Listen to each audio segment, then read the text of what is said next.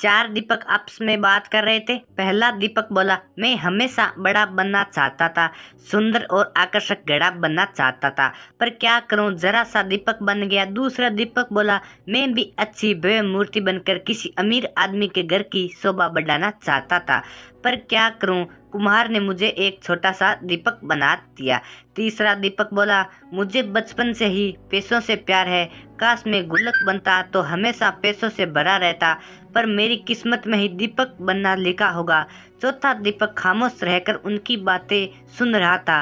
अपनी अपनी प्रतिक्रिया देने के बाद तीनों दीपों ने चौथे दीपक से भी अपनी जिंदगी के बारे में कुछ कहने को कहा।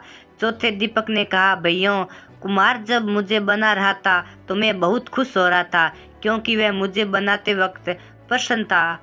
उसने जब मुझे बनाया तो मैं अपने जीवन के प्रति कृतज्ञ हो गया कि मैं एक बिखरी हुई मिट्टी से एक सुंदर दीपक बना गया जो अंधेरे को दूर करने का साहस रखता है। मैं वो साहसी दीपक हूँ जिसके जलते ही अंधेरा छू मंत्र हो जाता है। मैं आभारी हूँ उस कुमार का जिसने मुझे ऐसा रूप दिया कि मुझे भगवान के सामने मंदिरों में परिवर्तन किया जाता है। मेरी रोशनी में पढ़कर ना कि जाने कितने होनहार बच्चे आज बड़े बड़े ऑफिसर बन गए और देश की सेवा कर रहे हैं। मेरा प्रकाश सिर्फ अंधेरे को ही दूर नहीं करता, बल्कि एक नई उम्मीद और नई ऊर्जा का संचार करता है। चौथे दीपक की बातें सुनकर अन्य तीनों दीपकों को भी अपने जीवन का महत्व समझ में आ गया।